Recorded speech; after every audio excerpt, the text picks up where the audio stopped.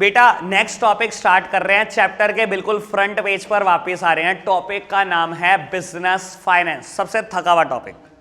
मेरे टाइम तक इस चैप्टर का नाम भी बिजनेस फाइनेंस होता था, आपके टाइम पर चैप्टर का नाम फाइनेंशियल मैनेजमेंट कर दिया गया। मेरे टाइम पर नाम ही बिजनेस फाइनेंस था।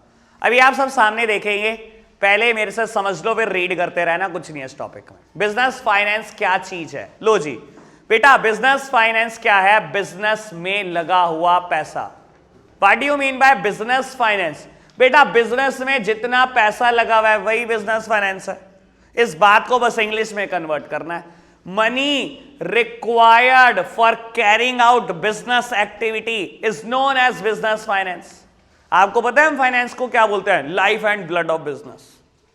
पैसे के बिना बिजनेस में कुछ नहीं। बेटा देखो, पैसा चाहिए आपको बिजनेस की हर स्टेज पर। बिजनेस को स्टैब्लिश करना है, पैसा चाहिए। रन करना है, पैसा चाहिए। डाइवर्सिफाई करना है, पैसा चाहिए। एक्सपेंड करना है, पैसा चाहिए। मॉडर्नाइज करना है, पैसा चाहिए। बिजनेस में अगर मैं बोलूं सोशल रिस्पॉन्सिबिलिटी पूरी करनी है, सोसाइटी के लिए कुछ करने का मूड आ रहा है, उसके लिए भी पैसा चाहिए।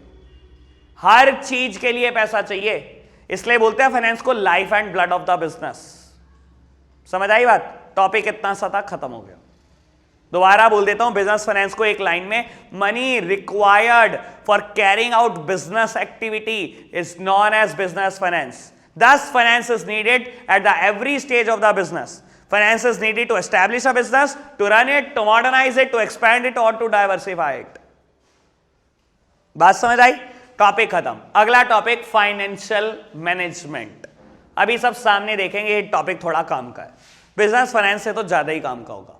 चैप्टर का नाम क्योंकि अब बदल चुका है, फाइनेंशियल मैनेजमेंट हो चुका है। फाइनेंशियल मैनेजमेंट क्या है बेटा? पैसे का मैनेजमेंट। और यकीन मानना, हम सबके अंदर एक फाइनेंशियल मैनेजर बैठा हुआ है। जब अपने ऊपर बात आती है ना पैसे से रिलेटेड, तो बाबू दिमाग पता नहीं कहां कहां चलता है। फाइनेंशियल मैनेजमेंट है क्या बेटा? पैसे का मैनेजमेंट करना। और मैं सिंपल सी बात बोलता हूं इसको समझाने के लिए, अच्छी जगह से पैसा लो और अच्छी जगह पे इन्वेस्ट कर दो, हो गया पैसे का मैनेजमेंट। इससे ज्यादा कुछ नहीं होता पैसे के मैनेजमेंट में। अच्छी जगह से पैसा लेना है और अच्छी जगह पर ही इन्वेस्ट करना है। अच्छी जगह क्या होती है?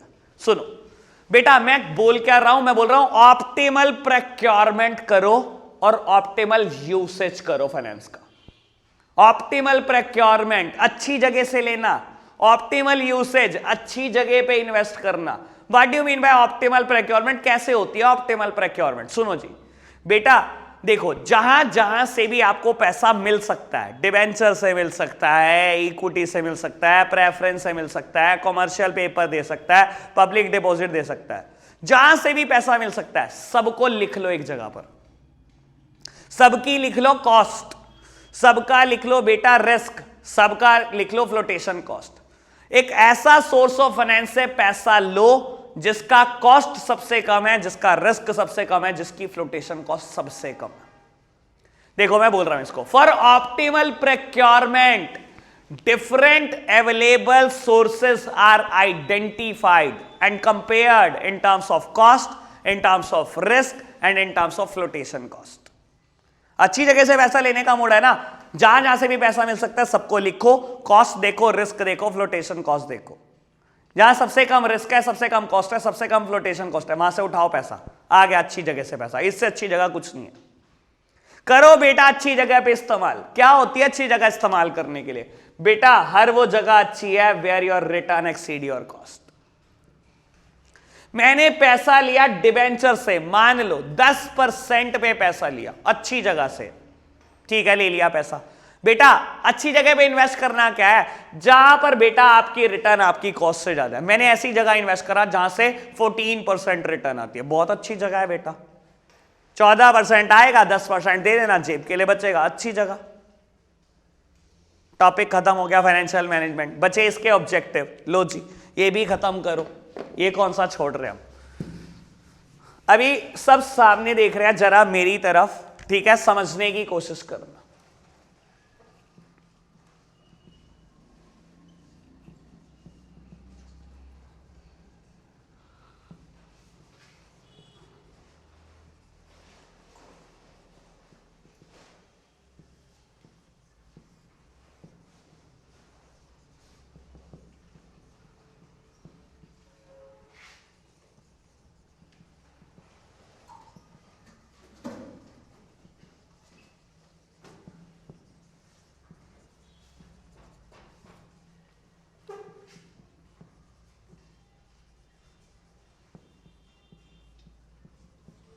लो जी, अभी सब सामने देख रहे हैं जरा बेटा।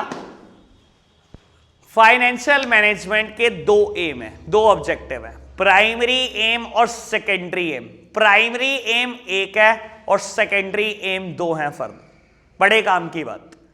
देखो बेटा, यहां पर लिखा है फाइनेंशियल मैनेजमेंट का एम होता है वेल्थ को मैक्सिमाइज करना, अपने शेयर होल्डर की वेल्थ को मैक्सिमाइज करना। लेकिन टीचर्स का कहना है बेटा ईपीएस बढ़ा दो। गलत बात मत पढ़ो, सही बात मैं समझा रहा हूं।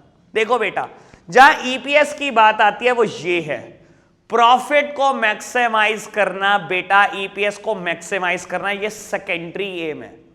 प्राइमरी एम क्या है ये समझने की कोशिश करो। लो जी, समझते हैं बेटा क्या है प्राइमरी एम। देखो क्या होता है, वेल्थ क्या होती है।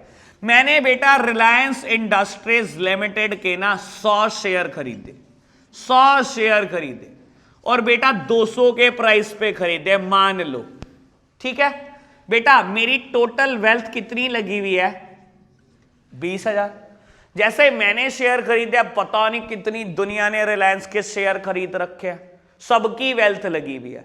बेटा कंपनी का फाइनेंशियल मैनेजमेंट डिपार्टमेंट क्या सोचता है, हमारा प्राइमरी एम क्या है? हमारा एम पता है क्या है बेटा? शेयर होल्डर की वेल्थ बढ़े, ये 20,000 रुपए से बढ़कर 40,000 हो जाए, 50,000 हो जाए, 1 लाख हो जाए, हमारा तो ये एम है। ये कैसे बढ़ सकती है बेटा?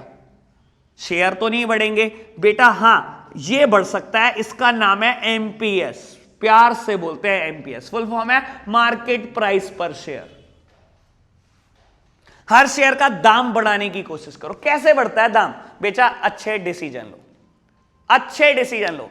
आप जब भी कोई डिसीजन कंपनी के लिए अच्छा लेते हो, शेयर का प्राइस बढ़ता है, और जब भी कंपनी के लिए कोई खराब डिसीजन लेते हो, शेयर का प्राइस गिरता है। अच्छे डिसीजन लेने की कोशिश करो, ठीक है जी। वैसे आपको बता देता हूं एक बात, मैंने 957 रुपए का रिलायंस का शेयर खरीदा था, आज 1557 ना हो, और मान लो मैंने 10 शेयर खरीदे थे, 600 रुपए एक शेयर पे बढ़ चुके हैं, 6,000 रुपए कमा चुका हूं, 6,000 रुपए वेल्थ बढ़ चुकी है। कैसे बढ़ी ये बेटा? आपने अच्छे डिसीजन लिए जिसकी वजह से मार्केट प्राइस बढ़ रहा है शेयर का। आपने जियो भी लॉन्च किया है, बीच में शेयर का प्राइस उड़ गया था। समझ आई बात? क्या कहना चाहता हूं, इतने अच्छे डिसीजन लो कि शेयर होल्डर की वेल्थ मैक्सिमाइज हो, और सिंपली मींस एमपीएस बढ़े। प्राइमरी एम, ईपीएस मत लिखा ना, 0 मिल जाएगा। और अगर किसी को डाउट हो ना, टुगेदर विद खोल के देख लेना, पेपर में क्वेश्चन आया होगा पिछली बार, ठीक है जी। आ जाओ इधर बेटा। सेकेंडरी एम दो हैं, एक प्रॉफिट मैक्सिमाइजेशन और एक एफिशिएंट यूटिलाइजेशन ऑफ रिसोर्सेज। पहले बात इसकी बेटा, प्रॉफिट मैक्सिमाइजेशन से मेरा मतलब ईपीएस बढ़ाने से है। प्रॉफिट बढ़ाना मतलब अर्निंग्स को बढ़ाने से है। ये हमने बहुत डिटेल पढ़ रखा है, ईपीएस की बात नहीं है, मेरी तो बात ही है sir. Efficient utilisation of resources, बेटा रिसोर्सेज का इस्तेमाल अच्छे से करो। मतलब बेटा देखो, एक सिंपल सी बात बोलता हूं मैं, पहले मैं बोलूंगा, समझ नहीं भी आएगी तो टेंशन ना लेना। Excess funding is almost as bad as inadequate funding.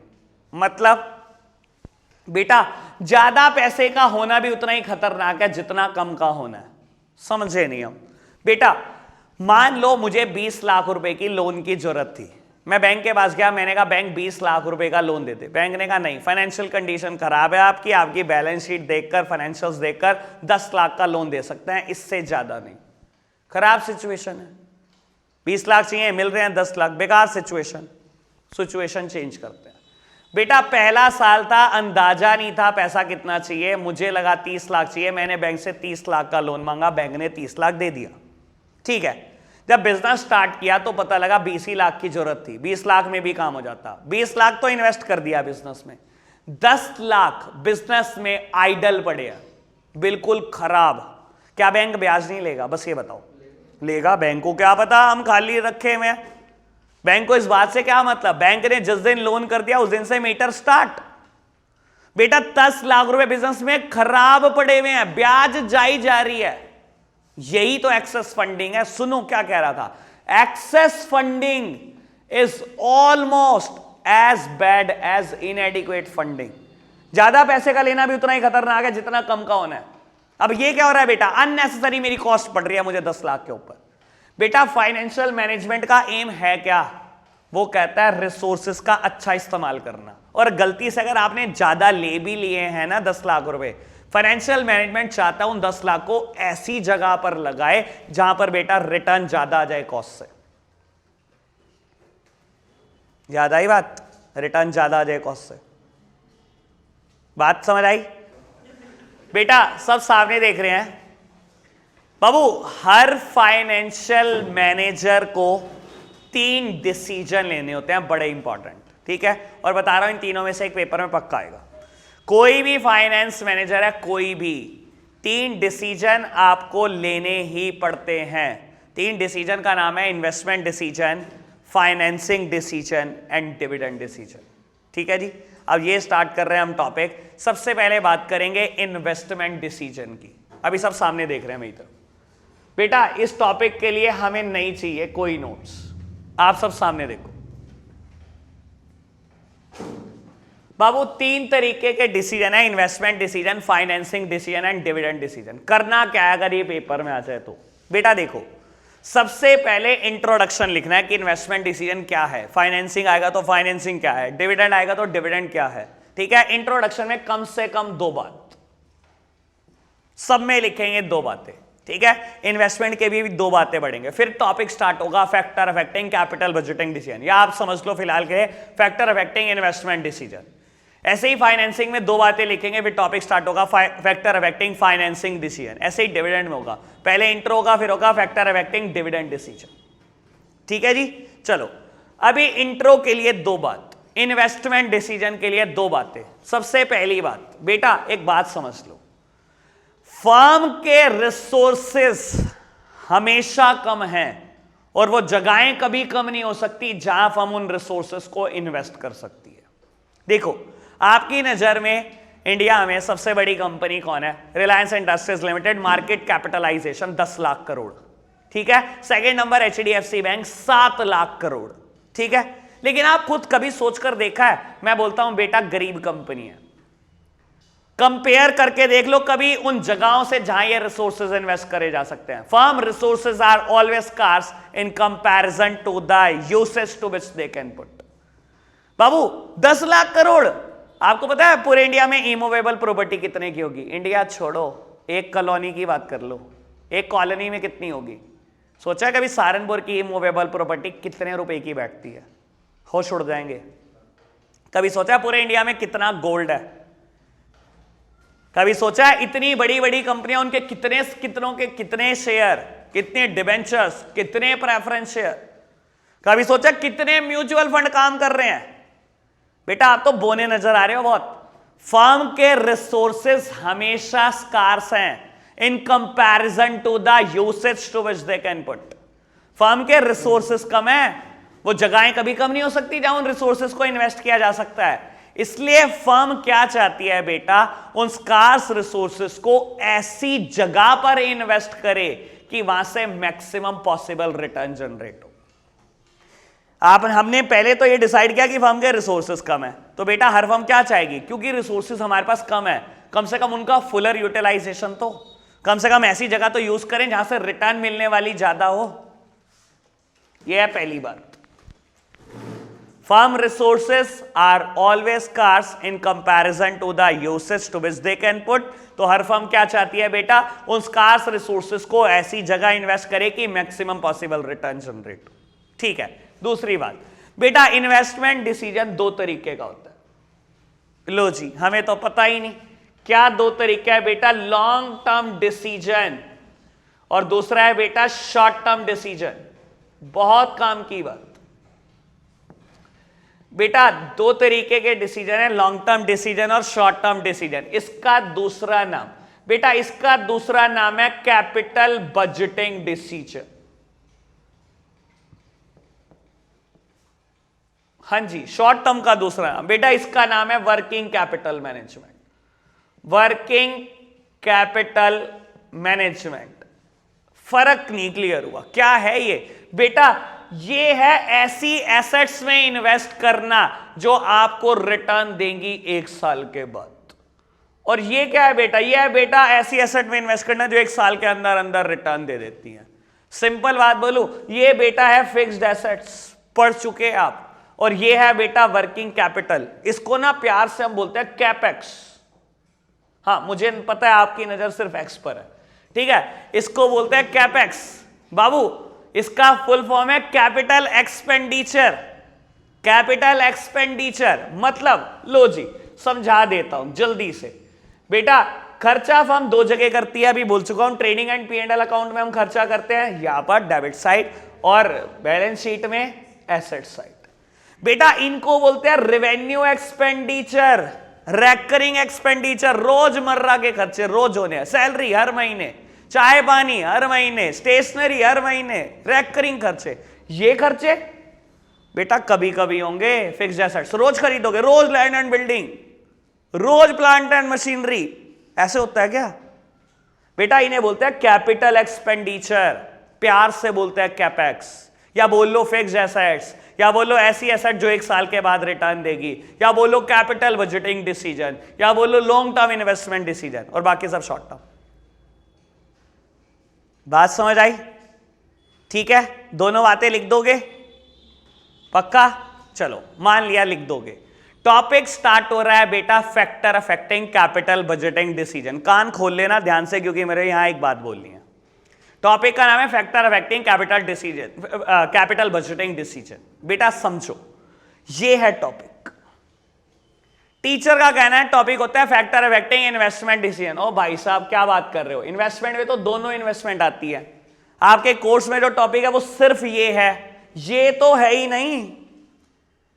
Factor affecting capital budgeting decision, यानी कि बेटा वो कौन कौन सी बातें हैं जो आपके दिमाग में आएंगी जब किसी ऐसी एसेट में इन्वेस्ट करोगे जो एक साल के बाद रिटर्न देगी। बेटा बहुत सारी बातें दिमाग में आनी चाहिए ना किसी ऐसे एसेट में इन्वेस्ट करने से पहले जो हमें रिटर्न देगी एक साल के बाद, पता नहीं कब आएगी रिटर्न। तो बेटा बहुत कुछ सोचना पड़ता है, वही बताना है सोचना क्या क्या पड़ता है। टॉपिक का मतलब समझ में आया? यानी कि बेटा मैं बात किसकी करूंगा?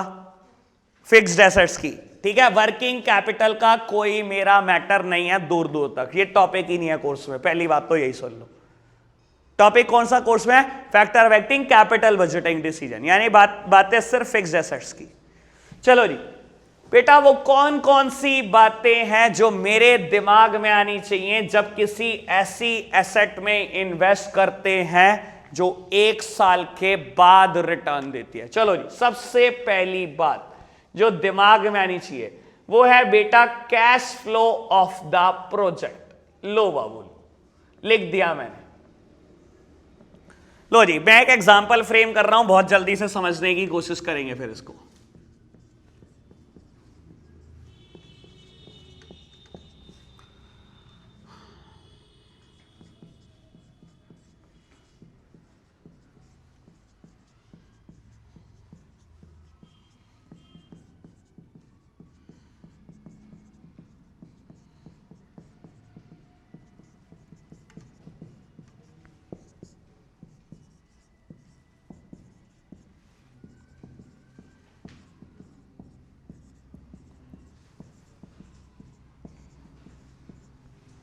लो जी, सामने देखना जरा, एग्जाम्पल जान कैसा फ्रेम किया, क्योंकि बेटा इसी से ही सारी हेडिंग क्लियर हो जाएंगी एक एग्जाम्पल से। चलो जी समझने की कोशिश करते हैं। बेटा हेडिंग का नाम है cash flow of the project. वो कौन कौन सी बात है जो आपके दिमाग में आने वाली हैं जब किसी ऐसी एसेट में इन्वेस्ट करने वाले हो जो एक साल के बाद रिटर्न देगी? बेटा सबसे पहले दिमाग में बात आएगी कैश फ्लो कितना जाएगा, कितना आएगा। मैं क्या पूछूंगा, कोई मेरे पास ऑफर लेकर आया, एक प्लॉट ऑफ लैंड मिलता है, एक फ्लैट मिलता है, खरीद लो। मैं पूछूंगा क्या? सबसे पहली बात दिमाग में क्या आएगी? यार फ्लैट है, फिक्स्ड एसेट्स है, एक साल तक तो बिकता नहीं, बिकता भी पता नहीं कब है, 5-5 साल 10-10 साल भी लग जाते हैं, क्या जाएगा जेब से? पहले यही पूछ लो, कितने का है भाई? दिमाग में क्या आएगा बेटा? सबसे पहले कैश आएगा। कैश फ्लो, फ्लो से मेरा मतलब दोनों फ्लो से है। जाएगा कितना, आउटफ्लो कितना है, और इनफ्लोस कितने हैं? बेटा इसको ना केयरफुली एनालाइज कर लेना बिफोर टेकिंग एनी डिसीजन, पहले इसको एनालाइज कर लेना। मैंने सोचा है यार अच्छा आज खरीदना है, 1 करोड़ का है, मैं इसे 100 लाख लिख रहा हूं मेरी सहूलियत के लिए। मैंने कहा अच्छा 1 करोड़ का फ्लैट है, ठीक है 1 करोड़ चले जाएंगे, कोई दिक्कत नहीं। मैंने कहा यार 5 साल तो नहीं बेचता, 5 साल में बढ़िया ठीक ठाक कमाई देकर जाएगा तब बेचूंगा, ठीक है। मैंने कहा बेटा 5 साल से रेंट पे चढ़ाऊंगा, खाली क्यों छोड़ू। रेंट मिल रहा है 5 लाख रुपए, लेकिन बेटा मेरे टेनेंट के साथ मेरा एग्रीमेंट हुआ, उसने बोला इन जितनी भी रिपेयर मेंटेनेंस होगी वो हर साल आप करोगे घर की। मेरे को अंदाजा था 20,000 रुपए महीना लग सकता है, ज्यादा से ज्यादा 2,40,000 रुपए और लग जाएंगे, यानी कि हर साल कमाऊंगा कितना, 2,60,000 कमाऊंगा, 2.6 लाख। और बेटा 5 साल के बाद मेरा अंदाजा है वो 1 करोड़ 20 लाख का बिक जाएगा, यानी कि 120 लाख का बिक जाएगा, ठीक है। बेटा सबसे पहली बात जो दिमाग में आएगी वो आएगी cash flow of the project. Cash flow से मेरा मतलब पता है क्या है, cash outflow as well as cash inflows. यही नहीं बात दिमाग में आएगी, कैश आएगा कितना बताओ, कैश जाएगा कितना। कहता है इस अमाउंट को केयरफुली एनालाइज कर लेना बिफोर टेकिंग एनी डिसीजन। बेटा what do you mean by analysis, क्या एनालाइज करना है। देखो मैं सिंपल सी बात बोलूं, अगर कैश इनफ्लो ज्यादा है ना बेटा कैश आउटफ्लो से, तो इन्वेस्ट करो, फिर तो ठीक है प्रोजेक्ट। और अगर कैश इनफ्लो कम है, कैश आउटफ्लो ज्यादा है, तो मत करना इन्वेस्ट। और ये कोई बात मुझे आपको बताने की जरूरत है, तो आप एक्सपर्ट, मैं बोल रहा हूं हर एक के अंदर एक फाइनेंस मैनेजर है। लो अभी पूछता हूं आपसे, बेटा ये मिलेगा 80 लाख रुपए, 5 साल के बाद घाटा होगा, आपको मिलेगा 80 लाख का, बताओ इन्वेस्ट करूं कि ना करूं। दिमाग में 1 मिनट में कैलकुलेशन भी नहीं करी, पहले ही बता दिया कि मत करो। मैं भी तो यही कह रहा हूं, हमारे अंदर फाइनेंस मैनेजर है बेटा, इस अमाउंट को केयरफुली एनालाइज कर लेना बिफोर टेकिंग एनी डिसीजन। बेटा सिंपली बोलूं तो इनफ्लो ज्यादा है आउटफ्लो से इन्वेस्ट करो, आउटफ्लो ज्यादा इनफ्लो से इन्वेस्ट मत करो। पहली हेडिंग क्लियर, ठीक है जी। Second heading the rate of return. लो समझाता हूं क्या मतलब है। बेटा अगर मेरे सामने 2 प्रोजेक्ट की अपॉर्चुनिटी है, मान लो 2 फ्लैट है, ठीक है, और दोनों प्रोजेक्ट म्यूचुअली एक्सक्लूसिव है। म्यूचुअली एक्सक्लूसिव प्रोजेक्ट क्या होते हैं बेटा, एक में इन्वेस्ट कर सकता हूं, दोनों में नहीं। मान लो मेरे पास है 1 करोड़ और दोनों प्रोजेक्ट 1-1 करोड़ के, यानी कि या तो प्रोजेक्ट एक खरीद सकता हूं या प्रोजेक्ट भी, दोनों नहीं खरीद सकता, ठीक है। और मान लो दोनों में रिस्क बराबर का है। ये हेडिंग क्या बोलती है, अगर आपके सामने 2 प्रोजेक्ट हैं या 2 से ज्यादा प्रोजेक्ट हैं, सब में रिस्क बराबर है, नॉर्मली हम उस प्रोजेक्ट में इन्वेस्टमेंट करते हैं जिसका रेट ऑफ रिटर्न दूसरे के कंपैरिजन में ज्यादा होता है। मैं आपको बोलता हूं बेटा 2 project, project A project B, risk बराबर, प्रोजेक्ट ए की रिटर्न 12%, बी की रिटर्न 10%, कहां इन्वेस्ट करूं, ए में। किसी को बताना है ये कुछ, हमारे अंदर फाइनेंस मैनेजर बेटा, हम खुद सोच लेंगे कहां कमाई ज्यादा है, जहां कमाई ज्यादा है वहीं इन्वेस्ट करेंगे। देखो समझाने की कोशिश करता हूं बेटा। देखो पहले पॉइंट में कैश फ्लो को एनालाइज कराया, कैश फ्लो मतलब अमाउंट में एनालाइज कर लिया। दूसरे में कहता है रेट ऑफ रिटर्न जरूर देख लेना। बेटा रेट ऑफ रिटर्न मतलब अरे परसेंटेज में देख लो क्या कमा रहे हो, और कुछ नहीं है। ये परसेंटेज कैसे निकलेगी भाई, इतनी टिपिकल कैलकुलेशन, अरे कुछ नहीं बेटा, लो मैं निकाल के दिखाता हूं। हेडिंग का नाम है रेट ऑफ रिटर्न। फिर वही बात बेटा, रिटर्न ऑन इन्वेस्टमेंट भी बोल सकते हो उसको, क्या कमाया है कितने रुपए लगाकर। सिंपल सी बात, देखो मैंने क्या कमाया, 20 लाख तो फ्लैट बेचने से कमाए, और क्या कमाया, हर साल 2,60,000 रुपए, 13 लाख ये कमाए। यही नहीं कमाए, क्या हो गया, दिक्कत है क्या। 13 लाख ये कमाए, कितने पैसे लगे हुए हैं, 100 लाख।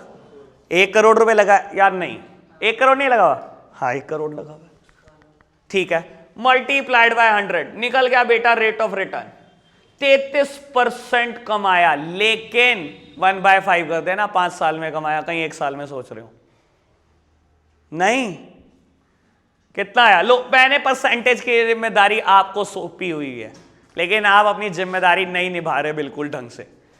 बेटा रेट ऑफ रिटर्न आ गया। सेकेंड हेडिंग में करना क्या होता है बेटा, परसेंटेज में कंपेयर करना होता है। अगर 2 प्रोजेक्ट का ऑप्शन है, दोनों में रिस्क बराबर है, दोनों का रेट ऑफ रिटर्न निकाल लो, यानी कि परसेंटेज में निकाल लो। जिसका रेट ऑफ रिटर्न ज्यादा है वहां इन्वेस्ट करना है, बाकी को छोड़ दो। चलो जी, ये भी समझ में आ गया, cash flow of the project समझ में आ गया, रेट ऑफ रिटर्न समझ में आ गया। Third one is investment criteria involve. अब बेटा 2 मिनट की हेडिंग है, ये भी निपटाओ और छुट्टी। वो क्राइटेरिया भी कंसीडर कर लेना जिनको अभी तक कंसीडर नहीं किया गया। किसको कंसीडर नहीं किया गया? सुनना, बहुत काम की बात बोल रहा हूं बेटा। अभी तक आपने टाइम पीरियड को कंसीडर नहीं किया। देखो मैंने क्या क्या कंसीडर कर लिया। पहली हेडिंग में कैश फ्लो कंसीडर कर लिए, अमाउंट ऑफ इन्वेस्टमेंट कंसीडर कर लिया, क्या क्या आएगा क्या क्या जाएगा कंसीडर कर लिया। दूसरी हेडिंग में परसेंटेज देख ली, ठीक है। क्या नहीं देखा बेटा? 2 चीजें आपने अभी भी नहीं देखी। टाइम को इग्नोर मत करना, क्योंकि टाइम से भी डिसीजन अफेक्ट होता है। पक्का बोल रहा हूं, टाइम से डिसीजन अफेक्ट होता है बेटा।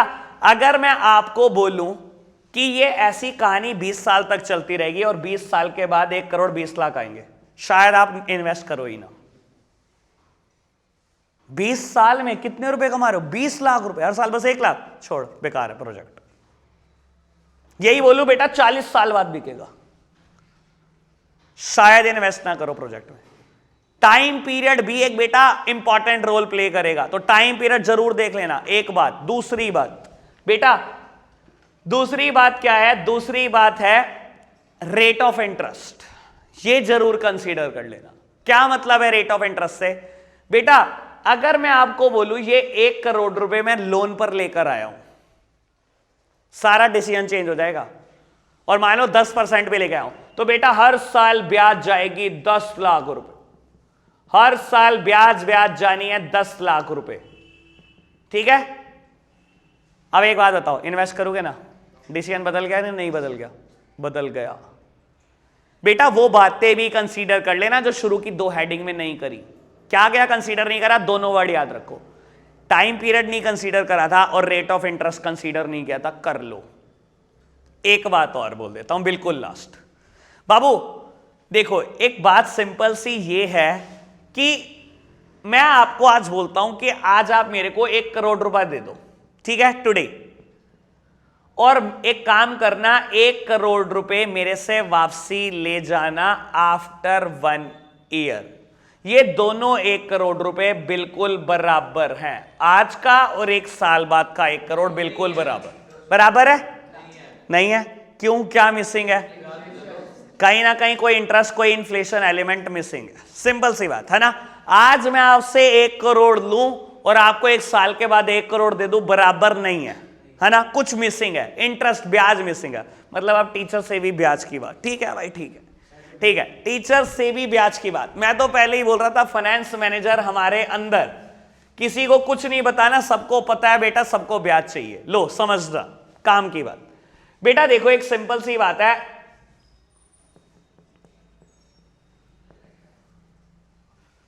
ये कभी बराबर नहीं है 100 करोड़ आज के और 1 साल बाद के। बेटा अगर आप ये कहो कि अगर मार्केट का इंटरेस्ट 10% का है, तो 1 साल बाद के 1 करोड़ 10 लाख और 1 करोड़ बराबर हो जाएंगे। लो मैं क्या कहने की कोशिश कर रहा हूं, मैं समझाता हूं आपको, या ऐसे कर लो, प्रेजेंट वैल्यू इज इक्वल, या छोड़ो वैसे ही कर लो, future value is equals to present value into this one. क्या कह रहा हूं मैं ये बात? बेटा फ्यूचर वैल्यू निकालो। कैसे? आज प्रेजेंट वैल्यू की फिगर डालती मैंने आपसे कहा 100 करोड़ दे दो, आज प्रेजेंट वैल्यू 100 करोड़, मार्केट में ब्याज है 10%, 1 साल का टाइम पीरियड, ये टाइम पीरियड, ये रेट ऑफ इंटरेस्ट। बाबू अब एक बात समझना, क्या ये 1 करोड़ 10 लाख के बराबर नहीं है? मैं भी तो यही बोल रहा था 110 लाख आएगा, ये मैं भी तो यही बोल रहा था बेटा। आज का 1 करोड़ और 1 साल बाद का 1 करोड़ 10 लाख बिल्कुल बराबर है, अगर मार्केट में रेट ऑफ इंटरेस्ट 10% है। मानते हो ये बात है? पक्का? इंटरेस्ट मिसिंग था, मैंने इंटरेस्ट डाल दिया आपके कहने से, ठीक है। क्या इस फॉर्मूले को मैं ऐसे नहीं लिख सकता? Present value is equals to future value upon 1 plus r to the power n, ऐसे नहीं लिख सकता? लिख सकता हूं।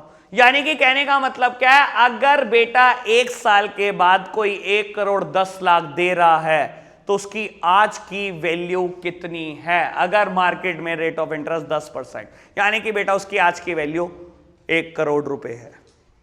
दोनों तरीके से सॉल्व करके देख लिया, बात ठीक है, बिल्कुल ठीक है। अब एक बात बताओ सिंपल सी, बेटा मैंने क्या लिखा, 1 साल के बाद कितने रुपए मिलेंगे, फटाफट बोलो यार, बोल ही रहे कितने, 5 लाख रुपए मिलेंगे। 2 साल के बाद कितना मिलेगा यार, बोलोगे कि नहीं बोलोगे, 5 लाख। ऐसे ही 3 साल के बाद ऐसे ही कहानी चलती रहेगी। एक बात सोचने की है, मैंने 1 करोड़ रुपए कब लगाए, आज, मुझे 5 लाख कब मिलेंगे, 1 साल के बाद, फिर 2 साल के बाद, फिर 3 साल के बाद, फिर 4 साल के बाद, फिर 5 साल के बाद, और फिर 5 साल के बाद 1 करोड़ 20 लाख। ऐसे ही होगा बेटा। कभी सोचने की कोशिश करी कि 5 साल के बाद जो 1 करोड़ 20 लाख मिलेंगे, क्या उनकी वैल्यू 1 करोड़ 20 लाख है? उनकी आज की वैल्यू काफी कम होगी। सोचो, 1 साल के बाद 1 करोड़ 10 लाख मिल रहे हैं, उसकी वैल्यू आज की 1 करोड़ आ रही है। 5 साल के बाद 1 करोड़ 20 लाख मिल रहे हैं, उसकी वैल्यू क्या लगता है आपको, 1 करोड़ से ज्यादा होगी? 1 करोड़ से बहुत कम वैल्यू निकलेगी। बेटा प्रोजेक्ट को ना ऐसे नहीं देखते जैसे आपको मैंने दिखाया, लेकिन मुझे वहां पे हेडिंग समझानी थी। प्रोजेक्ट को कैसे देखते हैं बेटा, इन सबकी प्रेजेंट वैल्यू निकाली जाती है, फिर कंपैरिजन होता है। बेटा कंपैरिजन किस में कर रहे हो, आज और 1 साल बाद में? ये कोई आर्म लेंथ पर है, इनको आर्म लेंथ पर तो लाओ, बराबर तो करो, तभी तो कंपेयर होगा। आप तो वही कह रहे हो 11th और 12th के बच्चे को कंपेयर कर लेते, 1 साल तो कुछ होता ही नहीं। अरे बराबर तो लाओ, इनको बोलते हैं बेटा कैपिटल बजटिंग टेक्निक, जब इनको बराबर लाकर कंपेयर किया जाता है। लास्ट में एक लाइन लिखी थी मैंने, उसे एक लाइन को समझाने के लिए 10 मिनट खर्च करे हैं। इनको बोलते हैं कैपिटल बजटिंग टेक्निक। ठीक है जी, मेरा टॉपिक खत्म हो गया, शाम को मिलते हैं, बाय बाय।